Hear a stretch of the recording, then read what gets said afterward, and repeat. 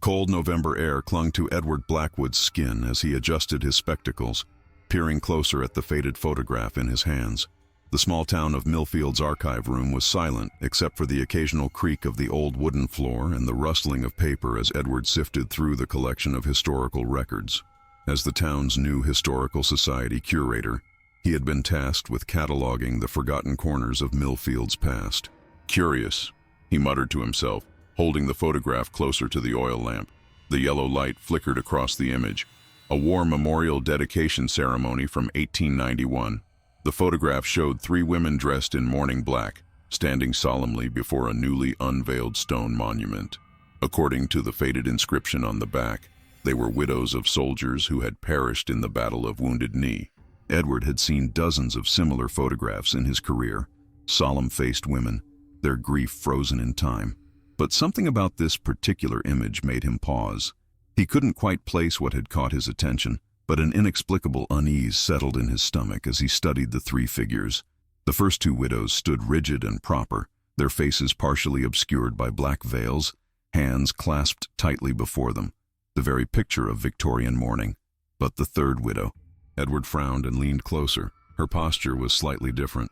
Her face turned just a fraction away from the camera, and her hands, Edward counted her fingers, visible where they rested against the dark fabric of her dress. 1, 2, 3. He paused, counting again. 7 fingers on one hand. He blinked hard, certain he had made a mistake. The photograph was old, damaged in places, yet when he looked again, the anomaly remained. "Mr. Blackwood, still at it, I see." Edward startled at the voice, nearly dropping the photograph. Martha Jennings, the elderly town librarian, stood in the doorway, a ring of keys dangling from her gnarled fingers. "My apologies, Mrs. Jennings. I lost track of time." Edward cleared his throat, quickly placing the photograph back into its folder. "Find anything interesting?" she asked, her eyes drifting to the folder in his hands. Edward hesitated. Perhaps. A photograph from the 1891 memorial dedication. 3 widows. Something flickered across Mrs. Jennings' face, too quick for Edward to interpret. "Ah, that old thing," she said, her voice deliberately casual.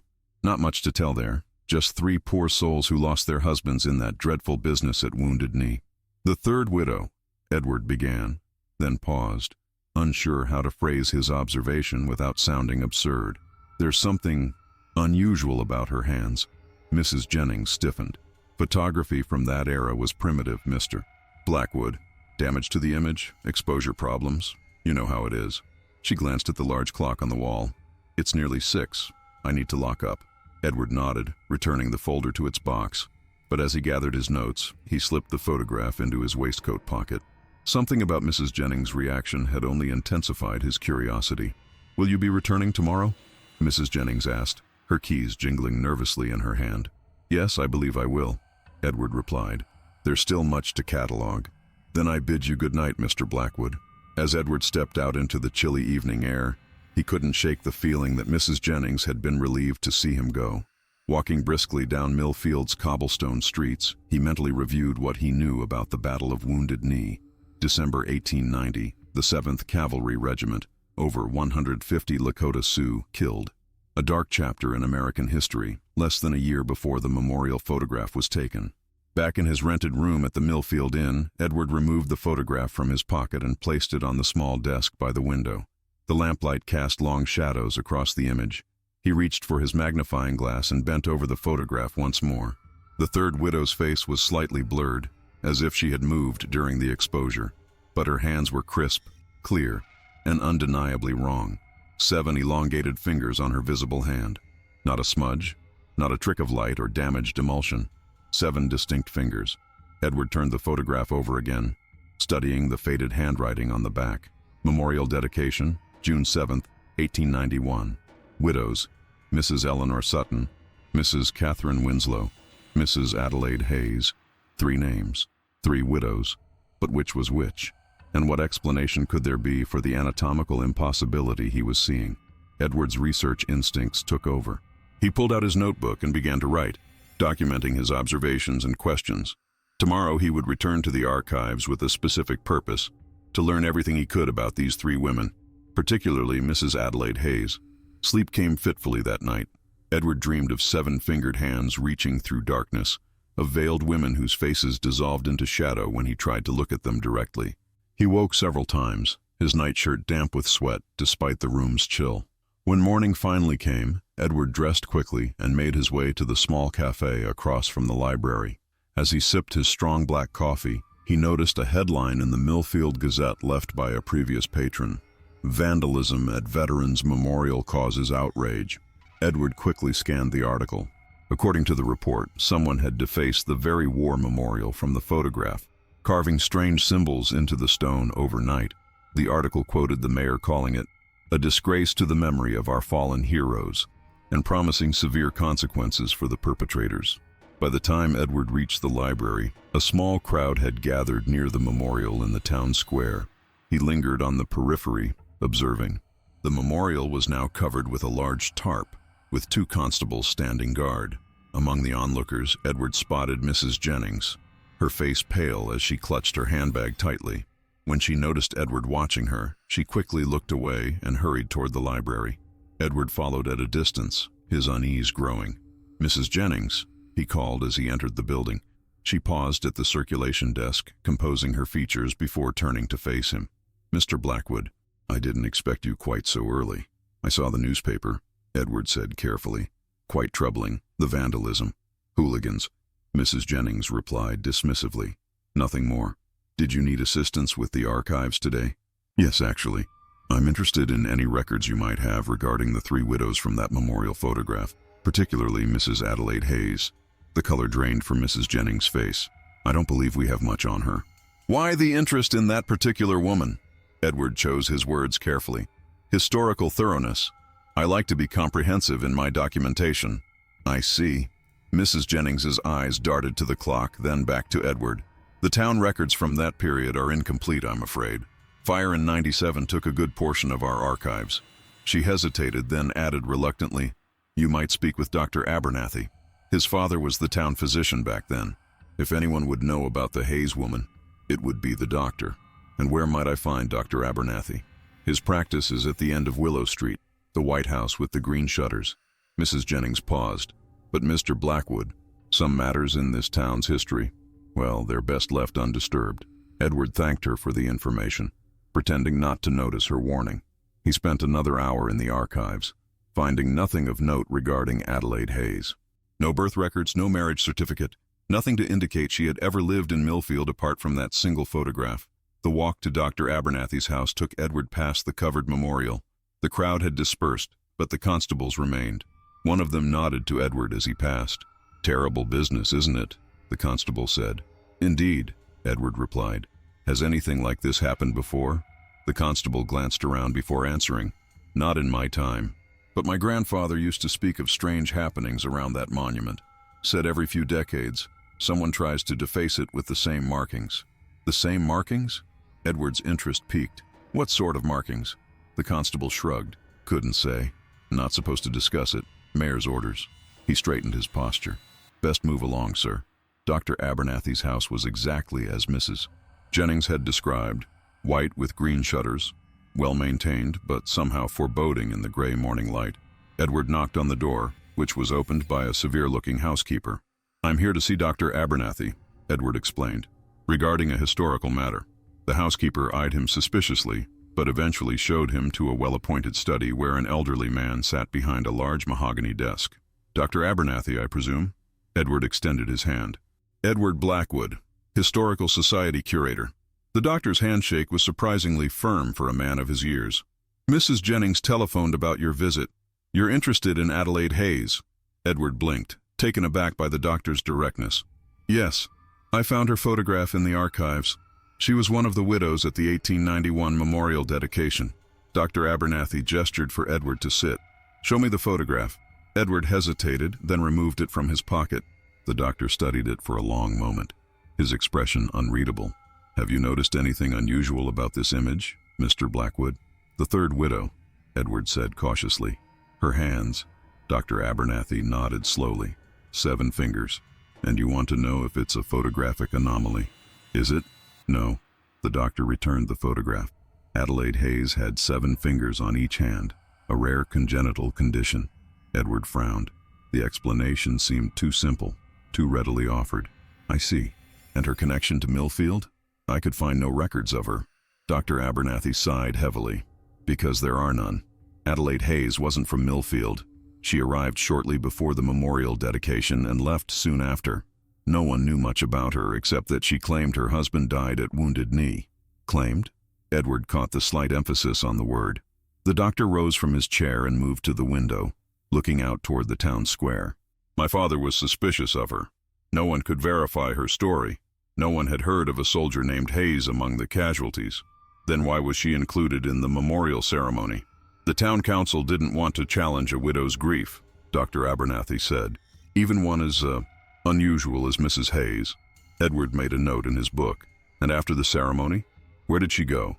That's where the story gets interesting, Mr. Blackwood. Dr. Abernathy turned back to face him. The night after the dedication, strange markings appeared on the memorial. Similar to what happened last night, I'm told. And Adelaide Hayes vanished. Edward felt a chill run down his spine. A coincidence, surely. Dr. Abernathy's laugh was hollow. Perhaps. But consider this. The markings have reappeared every 33 years since. Always in the same pattern. Always followed by disappearances. Disappearances? 3 people each time. Gone without a trace. The doctor returned to his desk. My father documented it in 1891. I saw it myself in 1924. And now, 1957. Edward did the math quickly. That's 66 years since the original incident, not 33. Observant, Dr. Abernathy smiled thinly. The cycle changed. After 1924, the incidents began occurring every 33 years. 1957, 1990, and now it seems 2023. But why tell me this? Surely the authorities in Millfield have chosen to forget? Dr. Abernathy interrupted. Each generation convinces itself that the markings are vandalism, nothing more. The disappearances are explained away. People move, they run off, tragic accidents occur. Humans excel at rationalization, Mr. Blackwood. Edward studied the doctor's face, searching for signs of delusion or deceit. He found neither. You said 3 people disappear each time. Do you know who will be taken? Dr. Abernathy's expression darkened. I have my suspicions. Those who take too great an interest in Adelaide Hayes tend not to fare well. The warning was clear. Edward cleared his throat. I appreciate your candor, Doctor. Is there anything else you can tell me about Mrs. Hayes? Anything that might help me understand this pattern? The doctor was silent for a long moment. Finally, he opened a drawer in his desk and removed an aged, leather-bound journal. My father's notes. I've made my own additions over the years. Perhaps they'll provide some insight. He held the journal out to Edward. But I warn you, Mr. Blackwood, knowledge comes with responsibility and danger. Edward accepted the journal, feeling its weight in his hands. I understand. Do you? Dr. Abernathy's gaze was penetrating. 3 days from now will mark 33 years exactly from the last incident. The markings have already appeared. The cycle has begun. As Edward left Dr. Abernathy's house, the skies had darkened with the promise of rain. He tucked the journal securely inside his coat and hurried back toward the inn. He had research to do, and precious little time. Back in his room, Edward spread out his materials, the photograph, his notes, and Dr. Abernathy's journal.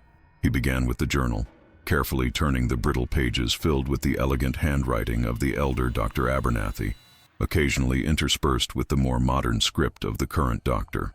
The first entry was dated June 8, 1891, the day after the memorial dedication. Today I was called to examine the strange markings that appeared overnight on our new war memorial. They resemble no language I recognize, curved lines intersecting with sharp angles, forming patterns that seem to shift before the eye. Mayor Thornton believes it to be the work of vandals, but I cannot shake the feeling that these symbols carry meaning. The stranger, Adelaide Hayes, has disappeared from the boarding house where she was staying. Her belongings remain, but there is no trace of the woman herself. Edward continued reading, finding entries that documented the discovery of similar markings in 1924 and 1957, each followed by the disappearance of 3 townspeople. The most recent entries in the current Dr. Abernathy's hand contained newspaper clippings about 3 missing persons cases from 1990. In each case, the individuals had been researching the town's history shortly before vanishing. One passage in particular caught Edward's attention.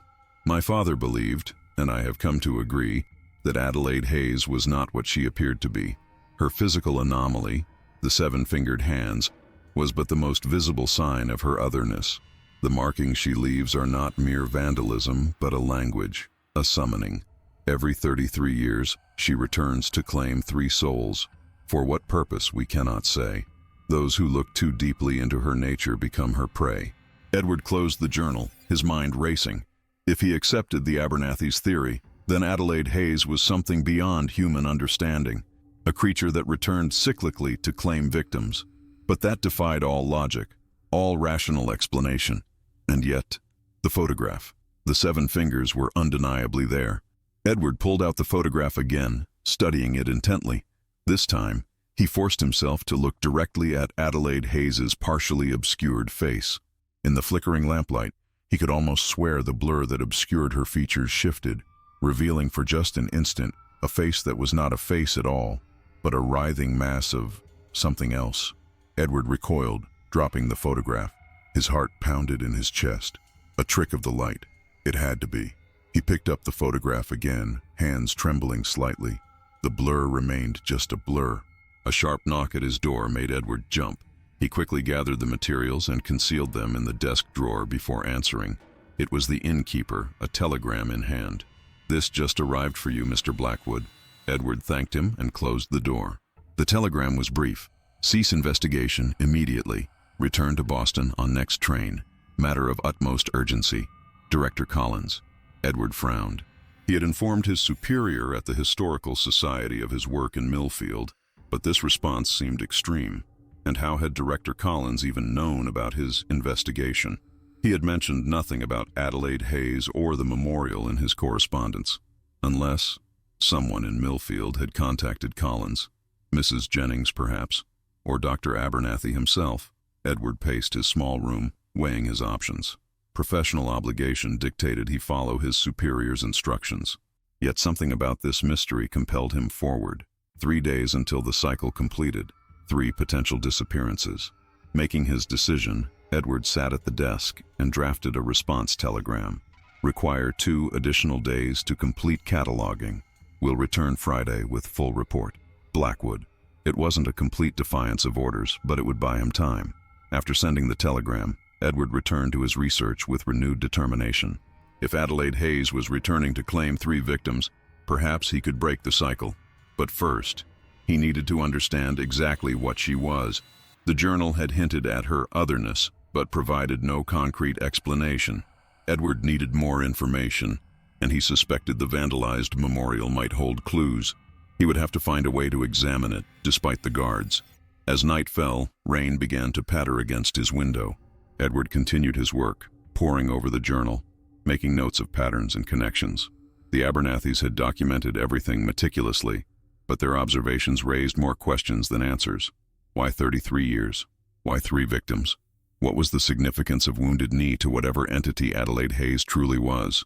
Around midnight, exhaustion finally overcame Edward's determination. He secured his materials in the locked desk drawer and prepared for bed, his mind still churning with theories and questions. Sleep came quickly, but it brought no rest. In his dreams, Edward stood before the war memorial, its surface crawling with symbols that moved like living things. Adelaide Hayes stood beside it, her back to him. When she turned, her face was a void, and her 7-fingered hands reached for him. Behind her, 3 figures hung suspended in darkness, their features those of Mrs. Jennings, Dr. Abernathy, and Edward himself. He awoke with a gasp, dawn light filtering through the curtains. The dream lingered, its images burned into his mind. Could it be a warning? Were Mrs. Jennings and Dr. Abernathy in danger? Was he? After a hasty breakfast, Edward made his way to the town square. The memorial remained covered, but only one constable stood guard now, looking bored and cold in the morning drizzle. Edward approached casually, nodding a greeting. "Any progress on catching the vandals?" he asked conversationally. The constable shook his head. "Nothing yet. Strangest thing. No footprints in the mud around the monument, even with all this rain. It's like whoever did it never touched the ground." Edward felt a chill that had nothing to do with the weather. "Has anyone photographed the markings? For evidence?" Mayer tried. Photos came out blank, every time. The constable shrugged. "Some kind of special paint, they figure. Reflects the camera flash or some such." "I see. Edward paused thoughtfully. I don't suppose I could have a look, for historical purposes. I'm cataloging town monuments, you see. The constable hesitated. Not supposed to show anyone. Mayor's orders. Edward reached into his pocket and produced a coin. Perhaps just a quick peek? I wouldn't need to remove the covering entirely. After a moment's consideration, the constable pocketed the coin and glanced around. Quick look, that's all. And you didn't get it from me. He lifted one corner of the tarp, allowing Edward to duck underneath. The memorial stood before him, a simple stone obelisk with the names of fallen soldiers engraved on its base, and covering its surface, exactly as described in the journal, were symbols that seemed to shift and move in Edward's peripheral vision. He fought the urge to recoil, instead forcing himself to study the markings closely. They resembled no language Edward had ever encountered, yet they conveyed a sense of meaning, of intent. He quickly sketched several of the symbols in his notebook, his hand working almost independently of his conscious mind. As he drew, he felt a strange pressure building in his head, a buzzing sensation that grew stronger with each completed symbol. Time's up, mister, the constable hissed, dropping the tarp. Edward emerged, blinking in the gray daylight. Thank you, most informative. Find what you were looking for? The constable asked, eyeing Edward's notebook. Perhaps. Edward closed the notebook carefully. Tell me, have you lived in Millfield long? All my life. Why? Do you recall any unusual disappearances? Around 1990, perhaps. The constable's expression darkened. My uncle was one of them. Tobias Mercer, sheriff back then, investigating some old cases when he up and vanished. Official report says he ran off with some woman from the next county, but he shook his head. Uncle Toby wasn't that sort. Edward made a mental note to check if Tobias Mercer was mentioned in Dr. Abernathy's journal. I'm sorry to hear that. Thank you for your help. As Edward turned to leave, the constable called after him. Mister, be careful with those drawings you made. Some things, they stick with you, in ways you don't want. Edward nodded, unsettled by the warning. He needed to speak with Mrs. Jennings again to confront her about what she knew. But first, he would verify the constable's story.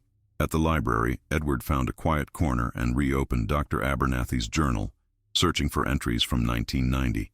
Sure enough, there was a newspaper clipping about Sheriff Tobias Mercer's disappearance, alongside a librarian named Helen Foster and a visiting journalist, James Richardson. All three had vanished within a week of each other, shortly after the memorial had been vandalized with strange markings. According to Dr. Abernathy's notes, each had been investigating aspects of Millfield's history, specifically the events surrounding Adelaide Hayes.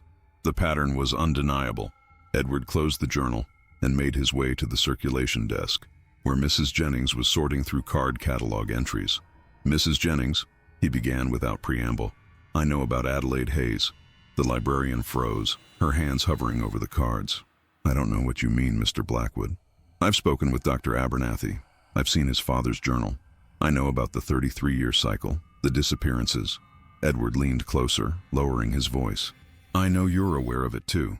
The question is, why didn't you warn me? Mrs. Jennings glanced around the empty library before responding. Follow me, please. She led Edward to a small office behind the circulation desk and closed the door firmly. What exactly did Abernathy tell you? Edward summarized his conversation with the doctor and what he had learned from the journal. What I don't understand is why the town continues to ignore these patterns. 3 people have disappeared every 33 years like clockwork. Why is there no investigation? Why the secrecy? Mrs. Jennings sank into her chair, suddenly looking every one of her years. Because those who investigate disappear, Mr. Blackwood. Because rational explanations are easier to accept than the truth. Because fear is a powerful motivator for collective silence. And what is the truth, Mrs. Jennings? She met his gaze steadily. Adelaide Hayes was never human. The thing that wore her form has existed in this region long before Europeans arrived. The Lakota had stories about it, a spirit that wore human skins, that collected souls in cycles governed by star movements. They kept it contained somehow, until Wounded Knee. Edward frowned. Are you suggesting this entity was released during the massacre? The Lakota spiritual leaders were among the first killed, Mrs. Jennings said quietly. Their deaths broke whatever bonds had contained the spirit. It took the form of a widow, Adelaide Hayes, and followed the soldiers back east, to Millfield. Why here? 5 of the soldiers involved in the massacre were from Millfield. They're all named on that memorial. Mrs. Jennings' voice hardened. They were heroes to this town, but what they did at Wounded Knee, Some sins demand payment. Edward processed this information slowly. So this entity, this spirit, it returns every 33 years to claim 3 victims. As punishment for what happened at Wounded Knee. Not punishment, sustenance. Mrs. Jennings opened her desk drawer and removed a tattered leather-bound book. This belonged to Helen Foster, the librarian who disappeared in 1990. She translated some of the Lakota stories. The spirit doesn't punish, it feeds. 3 souls every 33 years, taken from among those who recognize its nature. Like Helen Foster, like Sheriff Mercer. Edward paused. Like you and Dr. Abernathy, perhaps. You both know the truth. Mrs. Jennings nodded grimly. We've been preparing for this cycle for decades. Abernathy and we've studied everything we could find. We thought we might have found a way to end it. But now I've become involved. Edward finished for her. I've made myself a potential target. Yes. Mrs. Jennings pushed Helen Foster's book across the desk. You should leave Millfield, Mr. Blackwood. Today. Return to Boston and forget what you've learned here. Edward didn't touch the book. And let you and Abernathy face this thing alone? When it comes for its 3 victims, who will the 3rd be if I'm gone? Mrs. Jennings didn't answer immediately. When she did, her voice was barely audible. Mayor Thornton. He's the grandson of the mayor who presided over the memorial dedication in 1891. The bloodline connection makes him attractive to the entity. Does he know? He suspects. That's why he's so desperate to dismiss the vandalism as ordinary, to have the markings removed before anyone can study them too closely. Mrs. Jennings leaned forward. But the markings are already doing their work. They're a beacon calling the entity back to Millfield, and a trap for those who recognize their meaning. Edward thought of the symbols he had copied into his notebook, the strange buzzing sensation he had felt while drawing them. The markings, they affect the mind somehow. They draw you in, make you obsess. The more you study them, the more you become attuned to the entity's frequency, until you can see it, sense it, until it can find you, no matter where you hide. Mrs. Jennings gestured to Helen Foster's book. Take it, read it, then decide if you still want to stay in Millfield. Edward accepted the book, feeling its weight, the physical weight of old leather and paper, and the metaphysical weight of dangerous knowledge. Thank you, Mrs. Jennings. I'll study this carefully. As he rose to leave, the librarian caught his sleeve. Be wary of dreams, Mr. Blackwood. The entity reaches through them first. Edward thought of his nightmare, the memorial, the symbols, Adelaide Hayes with her faceless void and 7-fingered hands. I'll remember that. Back at the inn, Edward spent the remainder of the day poring over Helen Foster's book. It contained her handwritten translations of Lakota stories, interspersed with her own observations and theories. The entity was called Iktomi Thalokte in the Lakota language, roughly translated as the spider with many fingers.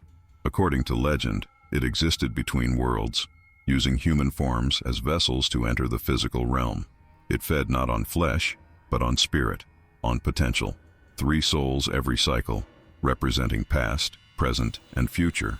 Helen's notes became increasingly frantic toward the end of the book. She had begun to dream of the entity, to see glimpses of it in reflections and shadows. Her final entry, dated 3 days before her disappearance, contained a possible method of banishment, a ritual that required the willing sacrifice of one who had been marked by the entity's symbols. Edward closed the book, troubled. If Helen had discovered a way to banish the entity, why hadn't she succeeded? Had she attempted the ritual and failed? Or had the entity taken her before she could try? A knock at his door interrupted Edward's thoughts. He quickly concealed the books before answering. It was a messenger boy with another telegram. Insist you return immediately. Train ticket enclosed. Matter concerns your safety. Collins. Attached to the telegram was a train ticket for the following morning.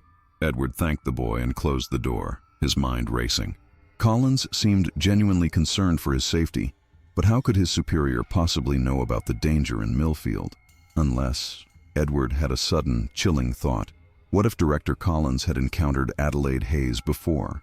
What if he knew about the entity from previous cycles? Edward sat at the desk and drafted another telegram. Require information regarding your knowledge of Adelaide Hayes and Millfield incidents. Will delay departure until response received. Blackwood.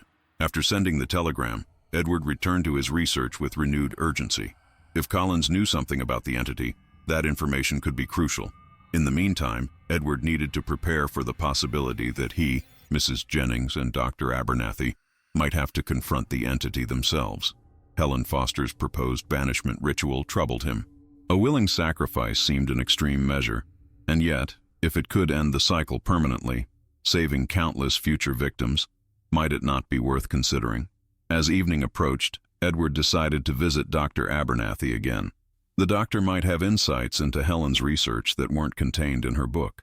The rain had stopped, but a thick fog had settled over Millfield, muffling sounds and obscuring buildings until they loomed like spectral shapes in the gloom. Edward walked briskly, feeling exposed in the strange half-light. Twice he thought he glimpsed a figure following him, a woman in black, but when he turned to look, there was only swirling fog. Dr. Abernathy's house appeared dark when Edward arrived, no lights visible in any window. He knocked anyway, receiving no response. After a moment's hesitation, Edward tried the door and found it unlocked. "Dr. Abernathy?" he called, stepping into the silent foyer. "It's Edward Blackwood. Are you home?" No answer came. Edward debated whether to leave or investigate further. Professional propriety suggested the former, but concern for the doctor's safety pushed him toward the latter.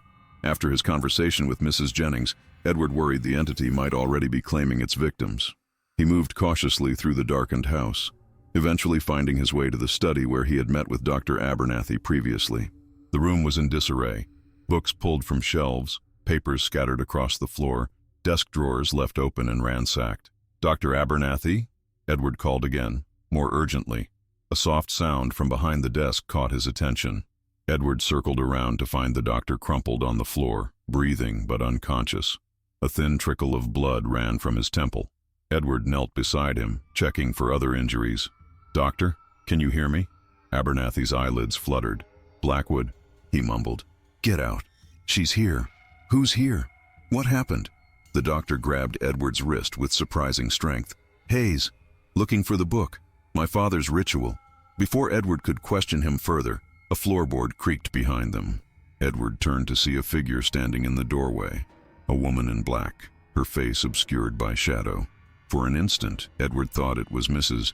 Jennings, but then the figure moved and he caught a glimpse of an elongated hand with too many fingers. "Adelaide Hayes," Edward whispered. The figure tilted its head at an unnatural angle. When it spoke, the voice was like dry leaves rustling. "Edward Blackwood, you have been drawing my signs." Edward rose slowly, positioning himself between the entity and Dr. Abernathy. "What do you want? 3 souls?" As always, the figure drifted closer without seeming to move its legs. "Past, present, future. The cycle must be maintained." "Why?" Edward demanded, fighting to keep his voice steady. "Why Millfield? Why these people?" The entity's laugh was like breaking glass. "Blood calls to blood. Sin echoes across generations. The soldiers of Wounded Knee broke sacred bonds. Their descendants pay the price. The people you've taken, they weren't all descendants of those soldiers. No, some were like you, seekers, those who see the truth." The figure was closer now, close enough for Edward to see that what he had mistaken for a veil was actually a writhing darkness where a face should be. "Knowledge is a beacon, Mr. Blackwood. It draws me to you." Edward's mind raced. He needed to distract the entity, to buy time for himself and Dr. Abernathy. "The ritual," he blurted. "Helen Foster found a way to banish you, to end the cycle." The entity went still. The librarian. Yes, she thought she could break the pattern. Another unsettling laugh. She became part of it instead. "What happened to her?" "To all of them?" Edward asked, genuinely curious despite his fear. "They feed the space between worlds. Their essence sustains me." The entity's 7-fingered hand reached toward Edward's face. "As yours will." Edward recoiled, stumbling backward. His heel caught on Dr. Abernathy's outstretched arm, and he fell, hitting his head on the corner of the desk. Stars exploded across his vision. Through the haze of pain, he saw the entity looming over him, its darkness spreading like ink in water. And then, suddenly, light flooded the room. The entity shrieked, a sound like metal tearing, and seemed to fold in on itself, vanishing. Edward blinked against the brightness. Mrs. Jennings stood in the doorway, holding an oil lamp aloft. "Quickly," she urged. "It won't stay away for long. Help me with the doctor." Together, they managed to rouse Dr. Abernathy enough to support him between them. They made their way out of the house and into the foggy street. "Where are we going?" Edward asked, struggling under the doctor's weight. "The library," Mrs. Jennings replied. I've prepared a safe room. The entity can't enter, not yet anyway. Not until its strength peaks tomorrow night. They moved as quickly as possible through the deserted streets. The fog seemed to part before Mrs. Jennings' lamp, then close again behind them like a living thing. Edward couldn't shake the feeling that eyes were watching from every shadow, that fingers with too many joints were reaching through the mist toward them. The library loomed ahead, a solid Victorian structure that somehow seemed more substantial than the fog-shrouded buildings around it. Mrs. Jennings ushered them inside and locked the door behind them, then led the way to a room in the basement that Edward hadn't known existed. The walls were lined with strange symbols, not the shifting, disorienting marks from the memorial, but stable geometric patterns that seemed to Edward's eye to be containing rather than summoning. Protection sigils, Mrs. Jennings explained, helping Edward lower the semi-conscious doctor onto a cot in the corner, based on Lakota designs, adapted by Helen before she was taken. Do they work? Edward asked, looking around at the small, cluttered space. Books and papers covered every surface, along with curious objects. Stones with holes through their centers, bundles of dried herbs, small carvings of unfamiliar animals. They've kept me safe through one cycle, Mrs. Jennings replied, but the entity grows stronger each time. Tomorrow night, when the alignment peaks, even these may not be enough. Dr. Abernathy groaned and tried to sit up. Mrs. Jennings moved to his side with a damp cloth, gently cleaning the blood from his temple. Easy, William. You've had quite a shock. It was in my house, the doctor muttered, looking like Adelaide Hayes, but not human at all. His eyes found Edward. You saw it too. Edward nodded grimly. It spoke to me, said something about blood calling to blood, sin echoing across generations. It specifically mentioned Wounded Knee. Mrs. Jennings sighed heavily. As I feared. The connection to the massacre is the anchor that binds it to Millfield. To break the cycle, we must sever that connection. Helen Foster thought she found a way, Edward said, a ritual of banishment, but the entity said she became part of the cycle instead of breaking it. Helen's ritual was incomplete, Dr. Abernathy said, his voice stronger now. She didn't understand the full cost. The willing sacrifice must be of the bloodline, a descendant of those who broke the original bonds. Edward looked between them. Mayor Thornton. Mrs. Jennings nodded solemnly. His grandfather's actions in ordering the memorial built, it created a focus for the entity, a doorway into our world. The Thornton bloodline is the key to the door. In a sense, they've been sustaining the entity all along, even when they weren't taken directly. But Mayor Thornton would never agree to sacrifice himself, Edward pointed out. From what you've told me, he barely acknowledges the supernatural aspects of these events. That's why Helen failed, Dr. Abernathy said. She tried to substitute herself, a seeker, not of the bloodline. The entity simply consumed her and continued its cycle. Edward paced the small room, thinking aloud. So we need a willing sacrifice from the Thornton bloodline. The mayor is unlikely to cooperate. Does he have family? Children? A daughter, Mrs. Jennings said reluctantly. Margaret, but surely you're not suggesting— No, Edward interrupted firmly. I'm trying to understand our options, that's all. There must be another way. Dr. Abernathy struggled to his feet, moving to a bookshelf and retrieving a slim volume bound in faded red leather. My father's final research. He believed the entity could be bound again, as it was before Wounded Knee. Not destroyed, but contained, unable to claim more victims. How? Edward asked eagerly. By reversing the original desecration. The Lakota had sacred objects, spirit catchers for lack of a better term, that imprisoned the entity. These were destroyed or scattered during the massacre. If we could recreate them, place them at points of power around Millfield, we could trap the entity, Mrs. Jennings finished. Contain it until a more permanent solution can be found. Edward felt a flicker of hope. What would we need for these spirit catchers? Dr. Abernathy opened the book, revealing detailed drawings of intricate woven structures, materials blessed by spiritual leaders, specific geometric patterns, and most importantly, they must be placed by someone the entity is drawn to, one of its potential victims. That would be the three of us, Edward said grimly. Yes. Mrs. Jennings moved to a trunk in the corner and opened it, revealing objects similar to the drawings, complex frameworks of wood, sinew, and feathers. Helen and I began creating these after the 1990 incident. I've continued the work alone since her disappearance. Edward examined one of the spirit catchers with fascination. Despite its physical simplicity, it seemed to contain depths, as if the spaces between its components were somehow more substantial than the materials themselves. "Will they work?" he asked, looking up at Mrs. Jennings. "I don't know," she admitted. "They're recreations, based on descriptions rather than the originals. And without proper blessing, we must try," Dr. Abernathy said firmly. "The alternative is 3 more victims tomorrow night, and 33 years from now, 3 more. The cycle must be broken." Edward nodded. "Decision made. What's our plan?" For the next several hours, they strategized. The spirit catchers would need to be placed at 7 locations around Millfield, the memorial at the center, with 6 points forming a hexagram around it. Each location corresponded to what Mrs. Jennings called a thin place, where the boundary between worlds was naturally weaker. "The entity uses these thin places to enter our world," she explained. "By placing the spirit catchers at each point, we create a net that will contain it when it fully manifests tomorrow night. And we have to split up to place them all in time," Edward concluded, studying the map Mrs. Jennings had drawn. 3 people, 7 locations. "I'll take the memorial and the old church," Dr. Abernathy said. "They're closest together. I'll take the cemetery and the crossroads by Miller's Creek," Mrs. Jennings added. "That leaves the covered bridge, the lightning-struck oak, and the foundation of the old schoolhouse for you, Mr. Blackwood." Edward committed the locations to memory. "When do we begin?" "At sunset tomorrow. The entity's power peaks at midnight. We must have all spirit catchers in place before then." Mrs. Jennings hesitated. "There's considerable risk. The entity will sense what we're doing. It will try to stop us. We should stay together until then," Dr. Abernathy suggested. "Safety in numbers." Edward thought of his room at the inn. The telegram from Director Collins still unanswered. "I need to collect my things first, and there may be a response waiting for me that could help us." After some debate, they agreed that Edward would return to the inn at first light, accompanied by Dr. Abernathy, while Mrs. Jennings remained to prepare the spirit catchers.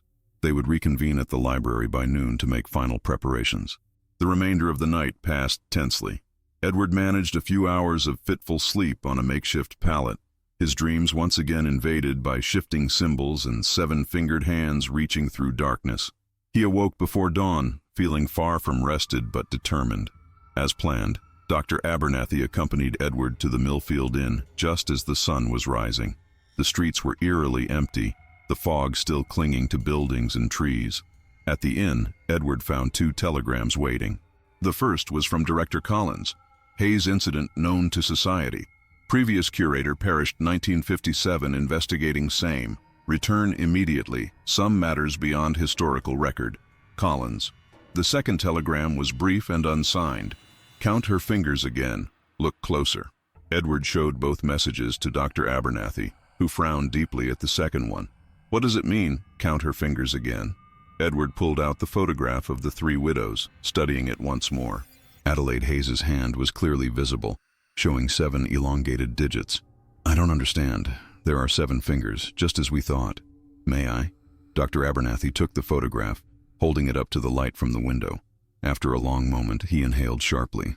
"Look here, at the shadow, cast by her hand on her dress. Count the shadows." Edward peered at the area the doctor indicated. The shadow was faint but discernible, and showed 8 distinct finger shadows, not 7. "8 fingers?" Edward whispered. "But how? An 8th finger, hidden behind the others perhaps? Or," Dr. Abernathy's expression darkened, "what if Adelaide Hayes isn't the entity itself but another victim? A vessel it was using?" The implication struck Edward like a physical blow. If she was a victim, being used by the entity, then the entity itself might be one of the other widows, Dr. Abernathy finished. "We've been focusing on the wrong figure in the photograph." Edward quickly examined the other 2 widows. The first stood rigid and proper, nothing visibly unusual about her. The second, Edward frowned, noticing for the first time a strange distortion around her clasped hands, as if the photograph had been damaged or altered specifically in that area. "We need to show this to Martha, Mrs. Jennings," Dr. Abernathy said urgently. "This changes our understanding entirely." They hurried back toward the library, the photograph secure in Edward's pocket. As they turned onto Main Street, Edward noticed a small crowd gathered outside the town hall. At its center stood Mayor Thornton, gesticulating angrily at the constable Edward had spoken with previously. "We should avoid them," Dr. Abernathy murmured. "The mayor is volatile at the best of times." But before they could change course, Mayor Thornton spotted them. "Abernathy," he called sharply. "A word, if you please." The doctor hesitated, then approached the mayor with Edward following cautiously behind. "Mayor Thornton, is there a problem?" "Indeed there is." Thornton was a florid man in his 50s, with an authoritative bearing that bordered on pompous. "Your colleague here," he gestured dismissively at Edward, "has been asking inappropriate questions about town history, disturbing people, and I understand you've been encouraging this behavior." "Mr. Blackwood is conducting legitimate historical research," Dr. Abernathy replied calmly. "As am I." "Research?" Thornton scoffed. "Into superstitious nonsense about the memorial? Into old disappearances best left forgotten? I won't have it, Abernathy. Not in my town." Edward studied the mayor carefully. Was there fear behind his bluster? Knowledge he was trying to suppress? Or was he simply a man clinging to rational explanations in the face of the inexplicable? "Mayor Thornton," Edward said politely, "I assure you my interests are purely academic. The Historical Society—" "I've spoken with your director Collins," Thornton interrupted. "He informed me you've exceeded your mandate here. In fact, he's quite concerned about your mental state." Edward blinked in surprise. "You spoke with Director Collins? When?" "Yesterday, by telephone." Thornton's smile was smug. "He's dispatching someone to escort you back to Boston. For your own good," he said. Dr. Abernathy placed a steadying hand on Edward's arm. "We won't trouble you further, Mayor. Come, Mr. Blackwood." As they turned to leave, Thornton called after them. "Stay away from the memorial, both of you, and tell Martha Jennings to mind her own business as well. Some stones are best left unturned." Once they were out of earshot, Edward turned to Dr. Abernathy. "The mayor knows more than he's admitting. And how did he contact Collins so quickly?" "I'm more concerned about who Collins is sending to escort you back," the doctor replied grimly. "We need to reach Martha immediately." They quickened their pace, cutting through alleyways to avoid being seen. The fog had begun to lift, but an unnatural dimness remained, as if the sun itself were being filtered through some otherworldly veil. At the library, they found the door locked, despite the hour. Dr. Abernathy produced a key and led Edward inside, calling for Mrs. Jennings. No response came. "The basement," Edward suggested, already moving toward the stairs. The protection sigil room was empty, the spirit catchers still laid out on the table, but Mrs. Jennings was nowhere to be found. "Martha," Dr. Abernathy called, his voice echoing in the confined space. "Are you here?" Edward noticed a book open on the desk, Helen Foster's translation of the Lakota legends. A passage had been underlined in red. "The spider. Between worlds requires a vessel of flesh to enter fully into the realm of humans. It first appears as a shadow, then takes the form most feared or desired by its prey. Only when it has claimed 3 souls can it manifest completely." Beside the book lay a note in Mrs. Jennings' handwriting. "William and Edward, gone to check records at Town Hall. Found reference to second widow, Catherine Winslow. No death certificate, no burial record. Back by noon. M."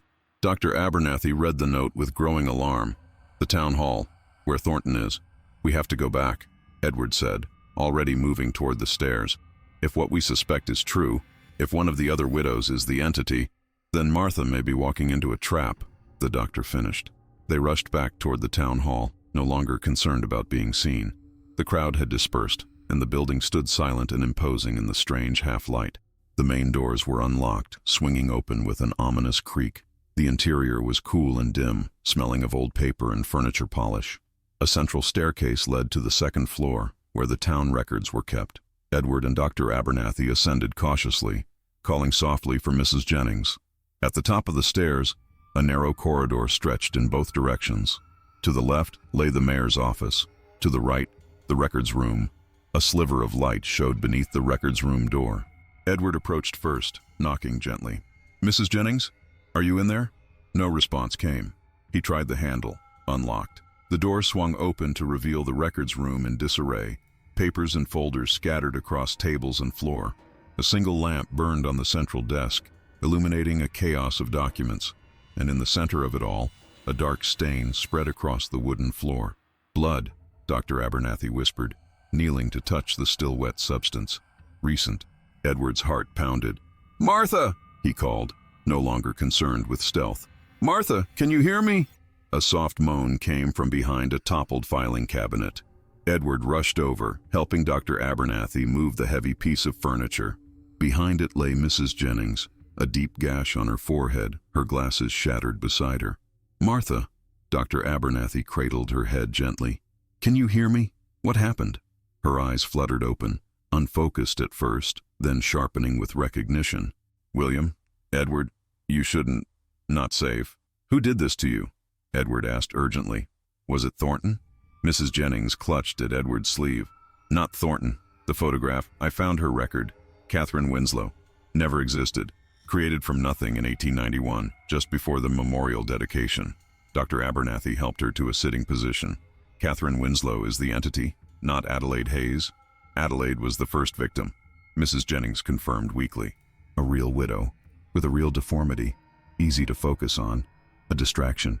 Edward removed the photograph from his pocket, studying the second widow, Catherine Winslow, with new understanding. The blurring around her hands, the rigid posture, the face obscured by a heavier veil than the others wore, all signs they had overlooked, distracted by Adelaide Hayes's more obvious strangeness. "Who attacked you?" Edward pressed. "Winslow? The entity?" Mrs. Jennings shook her head, wincing at the movement. "Collins. Your director Collins. He arrived this morning. But it's not Collins anymore. It's wearing him, like it wore Catherine Winslow." A cold dread settled in Edward's stomach. The entity can change forms, take different vessels, when it's strong enough. Near the peak of the cycle, Mrs. Jennings struggled to stand, leaning heavily on Dr. Abernathy. "It wants the spirit catchers destroyed. It knows what we're planning." "Then we must move quickly," Edward decided. "The sun is rising. We have until midnight to place the spirit catchers." "We should stay together," Dr. Abernathy insisted. "No more splitting up. The entity has already shown it can overcome one of us alone." They made their way carefully back to the library, watchful for any sign of Collins or another manifestation of the entity. Mrs. Jennings's injury was painful but not life-threatening. Once cleaned and bandaged by Dr. Abernathy, she insisted she could continue with their plan. 7 locations, Edward mused, studying the map again. "We'll never manage all of them by midnight if we stay together." "We must," Dr. Abernathy insisted. "The entity is too dangerous now. It knows we understand its true nature." Mrs. Jennings considered the problem. "What if we alter the pattern? Instead of 7 points, we use 3, representing the 3 souls it claims each cycle. Fewer locations, but each spirit catcher would need to be more powerful." "Can we modify them in time?" Edward asked. "I think so." Mrs. Jennings moved to the trunk containing the spirit catchers. "We combine elements from all 7 into 3 stronger constructs. The power is in the pattern, not the number." They spent the next several hours working feverishly, redesigning and reconstructing the spirit catchers according to Mrs. Jennings's guidance. Outside, the strange dimness persisted despite the advancing day, as if the entity's presence was physically altering the quality of light in Millfield. By mid-afternoon, they had created 3 powerful spirit catchers, each a complex web of wood, sinew, feathers, and symbols, etched into small pieces of bone. The objects hummed with an energy Edward could feel but not explain, a vibration that seemed to exist just at the edge of perception. "Where do we place them?" he asked, carefully wrapping each construct in protective cloth. Mrs. Jennings indicated 3 points on the map. The memorial remains the center point, then the old church and the lightning-struck oak. Together they form a triangle around the center of town, the entity's primary hunting ground. "When do we begin?" Dr. Abernathy asked, checking his pocket watch. "Sunset is in 3 hours."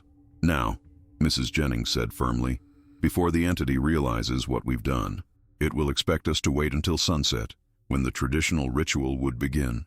They gathered their materials, each taking 1 spirit catcher. The plan was simple: place all 3 constructs within minutes of each other, then return to the protected room in the library before the entity could react. If successful, the spirit catchers would create a barrier the entity couldn't cross, containing it until a more permanent solution could be found. As they prepared to leave, Edward paused. "What about Mayor Thornton? Should we warn him?" Mrs. Jennings and Dr. Abernathy exchanged glances. "Thornton wouldn't believe us," the doctor said. "And if he's meant to be the 3rd victim this cycle, we can't simply abandon him to the entity," Edward insisted. "Whatever his faults, he doesn't deserve that fate." After a brief debate, they agreed to send a written warning to the mayor, explaining the danger without revealing their plan to contain the entity. Whether he heeded the warning would be his choice. They left the library separately, each taking a different route to their designated location. Edward was to place his spirit catcher at the lightning-struck oak at the edge of town. Dr. Abernathy would place his at the old church.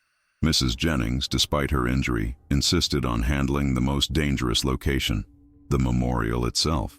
Edward moved through Millfield's streets cautiously, the spirit catcher concealed beneath his coat. The town seemed eerily deserted, as if its residents sensed the impending confrontation and had chosen to lock themselves safely indoors. The unnatural dimness had deepened, giving the afternoon the appearance of late twilight. The lightning-struck oak stood on a small hill overlooking the town, its massive trunk split down the middle by some long-ago storm, yet stubbornly alive, branches reaching toward the darkening sky. According to Mrs. Jennings, it had been a sacred site to the indigenous peoples long before Millfield existed, a natural, thin place between worlds. As Edward approached the tree, a sense of being watched intensified. He scanned his surroundings, seeing nothing unusual, yet the feeling persisted. The air around the oak seemed charged, like the moments before a lightning strike. Working quickly, Edward removed the spirit catcher from beneath his coat and began the placement ritual Mrs. Jennings had taught him. The construct needed to be secured in the split of the trunk, its components aligned with specific cardinal points. As his fingers worked, Edward recited the Lakota words Mrs. Jennings had phonetically transcribed for him, a prayer of binding and protection. The spirit catcher seemed to pulse in his hands as he positioned it, the spaces between its components appearing to deepen, as if opening into somewhere else. For a brief, disorienting moment, Edward thought he glimpsed other worlds through those openings, landscapes of impossible geography under alien stars. He blinked, forcing himself to focus on the task. The final step was to add his blood, just a few drops, to activate the construct. Edward removed a small pocket knife and carefully pricked his finger, allowing 3 drops to fall onto the central node of the spirit catcher. The effect was immediate and startling.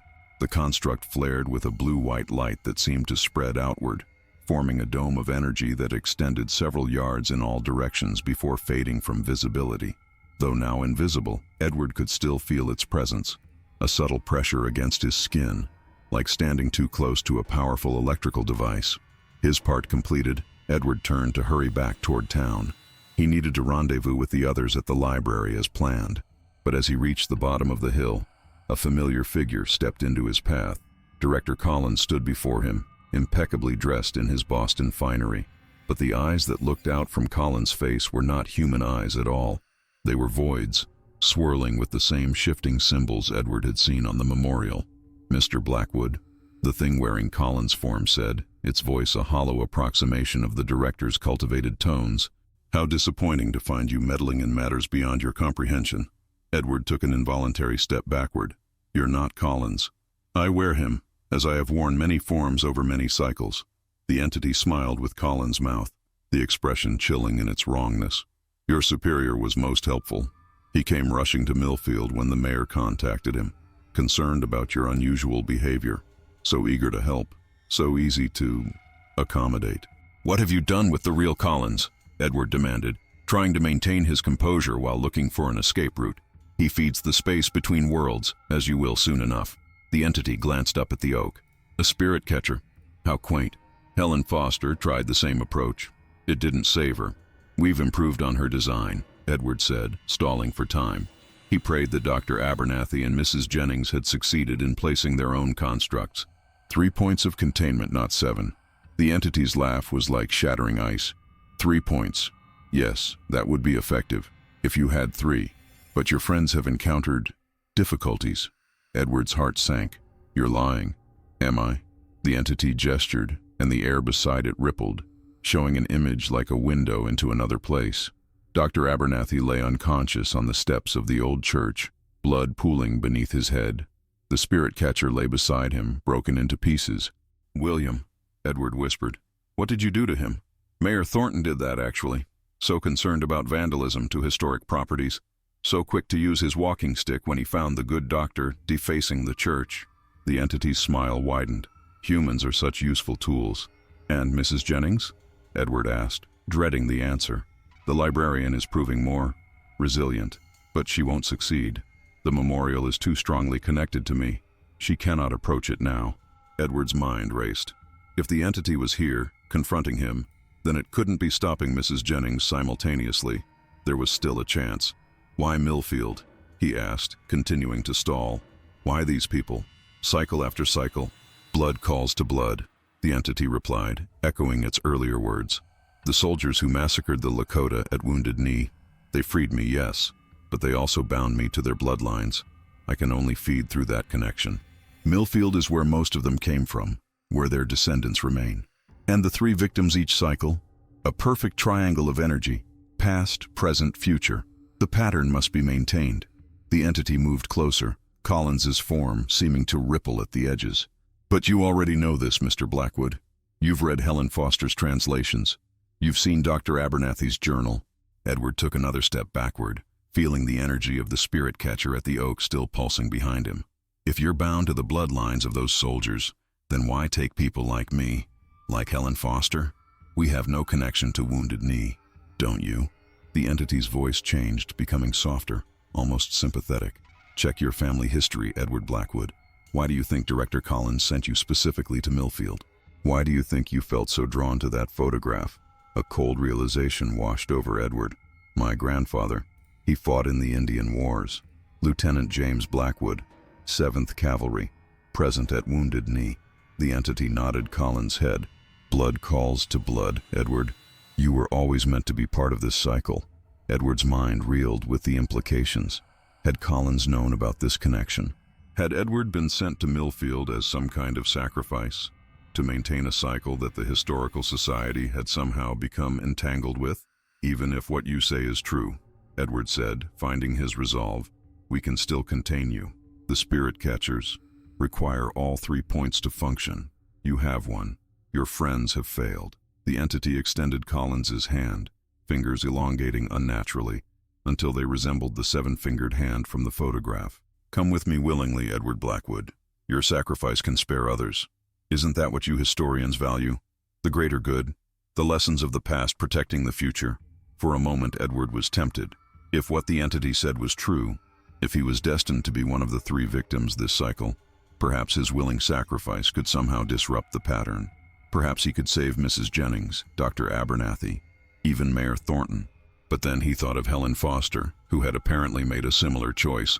Her sacrifice hadn't ended the cycle, it had only fed it. "No," Edward said firmly.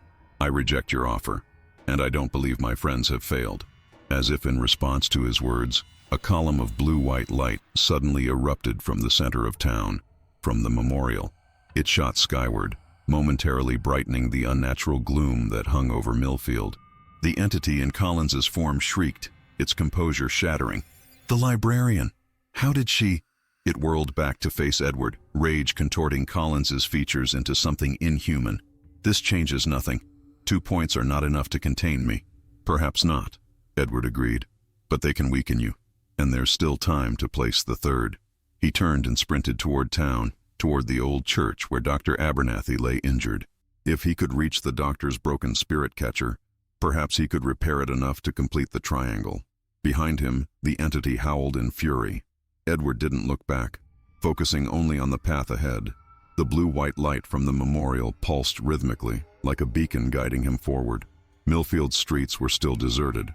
The few residents who ventured outside now huddled in doorways, staring in bewilderment at the light show above the memorial. Edward ran past them without pausing to explain. The old church stood on a small rise at the north end of town, its weathered spire pointing accusingly at the darkening sky. As Edward approached, he could see Dr. Abernathy exactly as the entity had shown him, crumpled on the steps, the spirit catcher in pieces beside him. Edward knelt by the doctor's side, checking for a pulse. It was there, weak but steady. "William," he called urgently. "William, can you hear me?" The doctor's eyelids fluttered. "Edward," he mumbled. "Thornton attacked me. The spirit catcher. I know. Rest now. I'll handle it." Edward gathered the broken pieces of the construct, assessing the damage.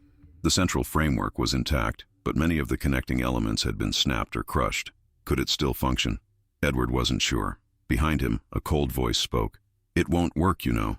Edward turned to see Mayor Thornton standing at the foot of the church steps, his walking stick gripped tightly in one hand. Blood, Dr. Abernathy's blood, stained its silver head. "Mayor Thornton," Edward acknowledged, continuing to gather the pieces of the spirit catcher. Or should I say, Catherine Winslow? Thornton's face contorted in confusion. What are you babbling about? I came to arrest you for conspiracy to damage town property. You and your friends have caused enough trouble. Edward studied the mayor carefully. The entity had said Thornton attacked Dr. Abernathy, but was Thornton himself possessed? The mayor's eyes were normal, angry and small-minded perhaps, but human. No swirling voids, no unnatural movements. Mayor, you need to listen to me, Edward said urgently. This town is in danger. A supernatural entity has been feeding on Millfield for generations. Your grandfather knew about it. That's why he was so insistent on building the memorial. Nonsense, Thornton spat. My grandfather was a patriot honoring fallen soldiers. Nothing more. The memorial created a focus for the entity, Edward continued, working on the spirit catcher as he spoke. Your family has been sustaining it ever since. You're part of a cycle of sacrifice, Mayor. You, your bloodline. Something flickered in Thornton's expression, not denial, but fear. He knew something, Edward realized. Perhaps not the full truth, but enough to recognize the danger. My grandfather's journals, Thornton said quietly. He wrote about nightmares, about a woman with too many fingers who visited him in dreams. I thought they were just the ramblings of an old man. They weren't, Edward said. And now the entity has taken a new form. It's wearing Director Collins like a suit. It's coming for 3 victims. Me, and possibly you. Thornton's grip on his walking stick tightened. Why should I believe any of this? Edward pointed to the column of light still emanating from the memorial. Because of that. Because deep down, you know the truth. Millfield has always known, even when it pretended not to. For a long moment, Thornton stood silent, indecision plain on his face. Then, abruptly, he climbed the steps and knelt beside Edward. What do you need me to do? Relief washed over Edward. Help me repair this spirit catcher. We need to place it properly to complete a triangle of containment. Together they worked quickly, Thornton following Edward's instructions without further question. The mayor's hands shook, but he was surprisingly deft with the delicate components. As they worked, Edward explained the situation more fully. The 33-year cycle, the 3 victims, the connection to Wounded Knee. Thornton listened in grim silence. My family, he said eventually. We've been feeding this thing for generations. Not intentionally, Edward assured him. But yes, your bloodline forms part of its anchor to this world. Thornton's expression hardened. Then my blood should help stop it. Before Edward could react, the mayor had seized the pocket knife Edward had been using to adjust the spirit catcher's components. In one quick motion, he sliced his palm and pressed it against the central node of the construct. Mayor, no! Edward cried. The blood activation requires specific... But it was too late. Thornton's blood sizzled as it contacted the spirit catcher, and the entire construct flared with an intense red light instead of the blue-white Edward had witnessed before. The spirit catcher rose from their hands, hovering in the air before them. The components began to spin, slowly at first, then faster, until they became a blur. The red light intensified, pulsing in counterpoint to the blue-white column above the memorial. What's happening? Thornton gasped, cradling his bleeding hand. Edward shook his head, equally bewildered. I don't know. This isn't how it's supposed to work. Dr. Abernathy stirred, pushing himself up on one elbow. The bloodline, he said weakly. Direct Thornton blood. It's changing the ritual. A howl of rage echoed through the town, not from the church, but from somewhere closer to the center of Millfield. The entity had sensed what they were doing. The spinning spirit catcher suddenly shot upward, hovering above the church spire. It sent out a beam of red light that connected with the blue-white column from the memorial. The 2 lights pulsed, seemed to struggle against each other, then stabilized into a steady glow. 2 points, Edward murmured. But we need 3 for containment. The oak, Dr. Abernathy said, struggling to his feet with Thornton's reluctant assistance. Your spirit catcher at the oak. It should be responding too. As if on cue, a 3rd beam of light appeared on the horizon, shooting from the lightning-struck oak to intersect with the other 2 beams high above Millfield. Where the 3 lights met, a vortex began to form, a swirling mass of energy that grew larger and more intense with each passing moment. It's working, Edward breathed. The triangle is forming. A scream of fury and pain tore through the air. Collins' voice, but not Collins. The entity was being affected by the containment field. We should get to safety, Edward urged. helping Dr. Abernathy down the church steps. The library. Mrs. Jennings will meet us there. But as they reached the street, a figure blocked their path. Collins, his form flickering and distorting, rage twisting his features into something barely recognizable as human. "You," the entity snarled, its voice resonating unnaturally. "You think your little lights can contain me? I have fed on this town for generations. I am bound to it, as it is bound to me." Edward positioned himself in front of Dr. Abernathy and Mayor Thornton. "Your cycle ends tonight. The triangle is complete." "Is it?" The entity laughed, a sound like breaking bones. "Look again, historian." Edward glanced up at the vortex of light.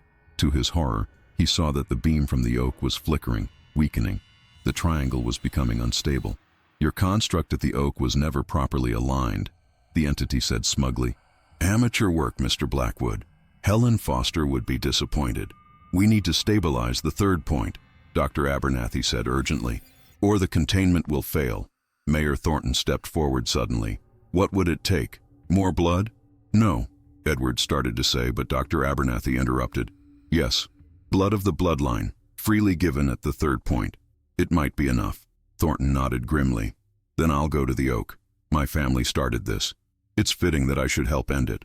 "Mayor, you don't understand what you're offering," Edward protested. "The risk—" "I understand perfectly well," Thornton cut him off. 3 victims every 33 years. How many has this thing taken already?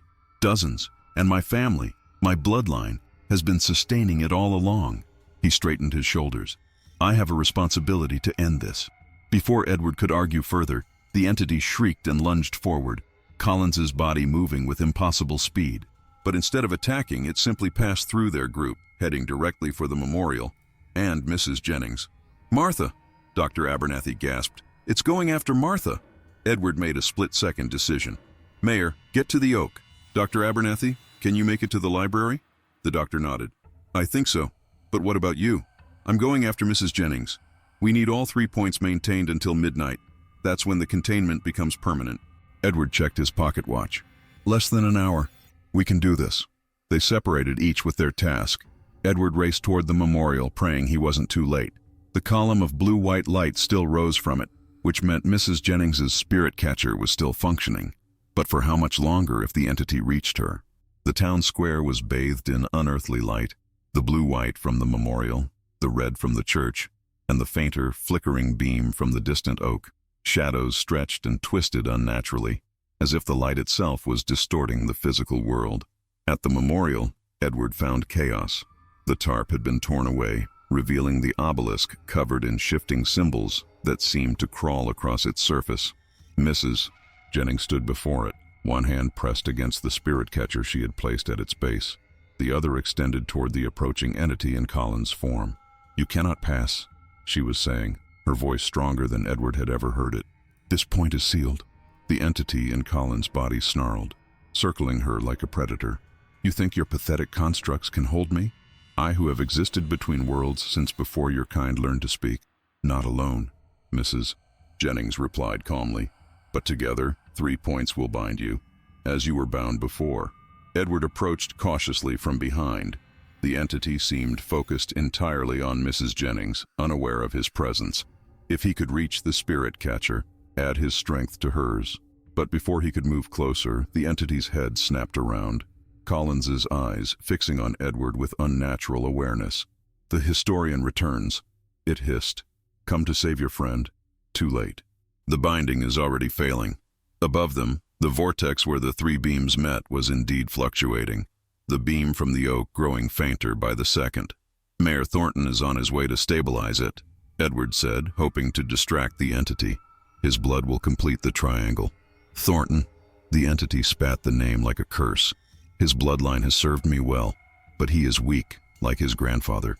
Too much conscience, too little ambition." Mrs. Jennings caught Edward's eye, a silent message passing between them. While the entity focused on Edward, she was doing something to the spirit catcher at the base of the memorial, adjusting it, strengthening it. "Why Adelaide Hayes?" Edward asked, continuing the distraction. "Why wear her form in the photograph? Why the 7 fingers?" The entity laughed, the sound echoing unnaturally across the square. "Misdirection, Mr. Blackwood. The simplest trick is often the most effective.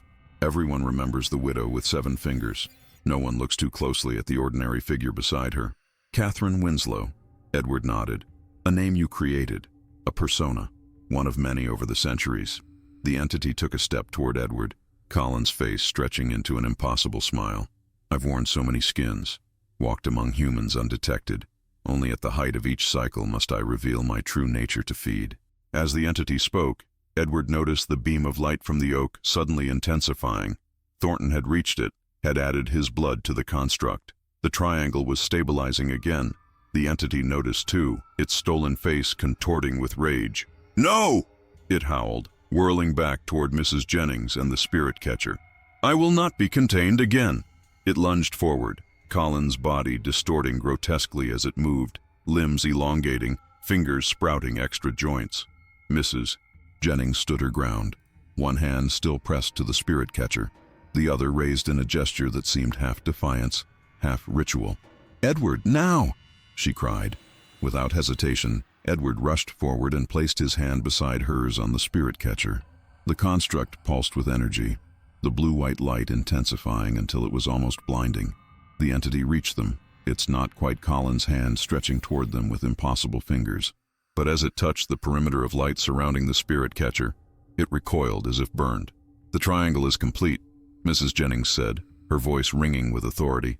3 points of binding, 3 bloodlines connected, 3 souls willingly given to the task. Above them, the vortex of intersecting lights had stabilized, growing larger and more intense. It began to descend slowly toward the entity, like a net being lowered. "No!" the entity snarled, backing away from the approaching energy. Collins's body was failing it now, the human form unable to contain the entity's rage. Skin split along invisible seams, revealing not blood and bone but a writhing darkness shot through with the same shifting symbols that covered the memorial. "I will not return to the void. You have no choice," Edward said, maintaining his grip on the spirit catcher despite the pain building in his arm from the contact. "The cycle ends tonight." The vortex descended further, encompassing the entity. Collins's body convulsed and collapsed, the darkness within it rising up like smoke, twisting and thrashing as the containment field tightened around it. The entity's scream transcended sound, becoming something felt rather than heard, a vibration that rattled Edward's teeth and bones. The darkness contracted, compressed by the triangular field into a smaller and smaller space, until finally, with a thunderclap of imploding air, it vanished. Colin's empty body lay crumpled on the ground, a husk abandoned by its puppeteer. The vortex of light remained for a moment longer, then retracted upward and dispersed, leaving only the 3 beams connecting memorial, church, and oak. Edward released his grip on the spirit catcher, his hand numb and tingling. "Is it over?" he asked, his voice hoarse. Mrs. Jennings shook her head. "Not yet. The containment must be maintained until midnight. The entity is trapped between the points of our triangle, but it will fight to escape until the binding becomes permanent." As if confirming her words, the 3 beams of light flickered momentarily, and a low, subsonic growl seemed to emanate from the very air around them. "We should check on the others," Edward suggested. "Make sure all 3 points remain stable." Mrs. Jennings nodded. "The library first. William, Dr. Abernathy should have made it there by now. We can use the telephone to contact the church." They left the memorial, the spirit catcher continuing to emit its column of blue-white light without their physical contact. As they walked, Edward glanced back at Collins's body. "What about the director?" he asked. "Will he?" "The human vessel rarely survives such possession," Mrs. Jennings said gently. "His body lives, but his essence was likely consumed by the entity while it wore him." Edward felt a pang of guilt. Collins had come to Millfield to warn him, to save him from exactly this fate. Instead, the director had fallen victim himself. At the library, they found Dr. Abernathy seated in the protection sigil room, his head wound, freshly bandaged. He looked up as they entered, relief washing over his face. "You succeeded," he said. "I felt it, the moment the entity was contained." "Temporarily contained," Mrs. Jennings corrected, helping Edward into a chair. "We must maintain the triangle until midnight." Dr. Abernathy checked his pocket watch. 27 minutes. "What about Thornton?" "He reached the oak," Edward confirmed. "The 3rd beam stabilized, but we haven't heard from him since." Mrs. Jennings moved to the telephone on the wall. "I'll call the church. Someone should check on the mayor." While she placed the call, Edward filled Dr. Abernathy in on the confrontation at the memorial. The doctor listened intently, his expression grave. "And Collins?" he asked. "The real Collins?" "Gone, I think," Edward said quietly. "The entity consumed him." Dr. Abernathy sighed heavily. "That's often the fate of those it possesses directly. Your historical society will have questions, Edward. Let them ask," Edward replied. "I'm not certain I'll be returning to Boston anyway." "Not after this." Mrs. Jennings hung up the telephone. "The church spirit catcher is stable. I spoke with Father Matthews. He arrived to prepare for morning services and found the strange light fixture, as he called it. He's agreed to leave it untouched until after midnight." "And Thornton?" Dr. Abernathy pressed. "No word. We should send someone to check the oak." Mrs. Jennings glanced at Edward. "But not you. You've done enough. I'll go myself." "Absolutely not," Dr. Abernathy protested. "Your injury is superficial," she finished for him. "And we need someone who understands the spirit catchers. If there's a problem with the oak construct, I'm best equipped to fix it." Before either man could argue further, a low rumble shook the building. Books tumbled from shelves and dust sifted down from the ceiling. "The entity," Mrs. Jennings whispered. "It's testing the boundaries of its prison." Another tremor, stronger than the first. In the distance, they heard the sound of breaking glass as windows shattered throughout Millfield. "We need to reinforce the containment," Dr. Abernathy said urgently. "All 3 points at once." "Impossible," Mrs. Jennings replied. "We can't be in 3 places simultaneously." Edward stood up suddenly. "The photograph. The original photograph of the widows. It connects to all of this. To the memorial. To the entity. To the bloodlines involved." "What are you suggesting?" Dr. Abernathy asked. "A focal point," Edward explained, excitement building in his voice. "The photograph is a representation of the entity and its victims. If we use it as a 4th point, we might be able to stabilize the entire structure from here." Mrs. Jennings considered this. "It's unorthodox, but it might work. The photograph has its own power, a frozen moment of the entity's manifestation in our world." Another tremor shook the building, more violent than before. Time was running out. Edward retrieved the photograph from his pocket. The 3 widows stared back at him. Adelaide Hayes with her 7 fingers, Catherine Winslow with her obscured hands, and Eleanor Sutton, the first widow, seemingly ordinary but now suspect in Edward's eyes. Had she too been something other than human, or just another victim, like Adelaide Hayes? Mrs. Jennings quickly prepared a makeshift ritual space in the center of the protection sigil room. She placed candles at compass points, then instructed Edward to position the photograph in the center. "Both of you, place one hand on the photograph," she directed. "I'll recite the binding words. Focus your intent on reinforcing the triangle, on making the containment permanent." They did as instructed, the 3 of them kneeling around the photograph. Mrs. Jennings began to chant in what Edward assumed was Lakota, her voice steady despite the tremors that continued to shake the building. The photograph grew warm beneath Edward's palm, then hot, though it didn't burn. The image seemed to shift subtly, the 3 widows moving almost imperceptibly, as if breathing. Mrs. Jennings' chanting intensified. Dr. Abernathy joined in, apparently familiar with the words. Edward focused his intent as directed, visualizing the triangle of light surrounding Millfield, imagining it growing stronger, more permanent. The tremors gradually subsided. The heat in the photograph peaked, then began to cool. Mrs. Jennings' chanting slowed and finally ceased. "Is it working?" Edward asked softly. Mrs. Jennings nodded. "I believe so. The connection is established. The photograph is serving as an anchor, reinforcing the triangle from within." Dr. Abernathy checked his watch again. 12 minutes until midnight. If we can maintain this until then." They held their positions, hands on the photograph, focusing their intent. The minutes ticked by in tense silence, broken only by the occasional distant sound of settling buildings damaged by the tremors. At 5 minutes to midnight, the photograph suddenly burst into flame beneath their hands. Edward instinctively pulled back, but Mrs. Jennings grabbed his wrist. "No! We must maintain contact, no matter what." The flames didn't burn their skin, Edward realized, though the photograph itself was clearly being consumed. The fire was blue-white, the same color as the beam from the memorial. As they watched, the flames consumed the images of the widows one by one. Adelaide Hayes burned first, her image crisping and darkening until it was ash. Eleanor Sutton followed. Catherine Winslow's image resisted longest. the flames seeming to struggle against some unseen force before finally consuming her as well. When the clock struck midnight, the last of the photograph turned to ash beneath their hands. Simultaneously, a sound like a massive bell tolled across Millfield, not an actual sound, but a vibration felt in the bones and teeth. The three beams of light connecting memorial, church, and oak flared brilliantly for a moment, then vanished. Silence fell. Complete, absolute silence, as if the entire world had paused to take a breath. "It's done," Mrs. Jennings said quietly. "The containment is complete. The entity is bound once more." Edward sat back, exhaustion suddenly overwhelming him. "Permanently? As permanent as such things can be," Dr. Abernathy replied. "The triangle will hold it for generations, perhaps centuries, long enough for us to research a more final solution." "And the cycle? The three victims every 33 years? Mrs. Jennings brushed the ashes of the photograph into a small ceramic bowl. "Broken. The entity can no longer reach into our world to feed. Millfield is free of its influence."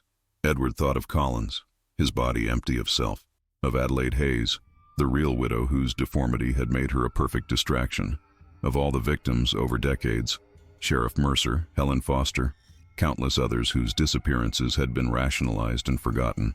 "And Mayor Thornton?" he asked. "We should check on him." Dr. Abernathy rose stiffly. "I'll go to the oak. You two should rest. It's been a long day."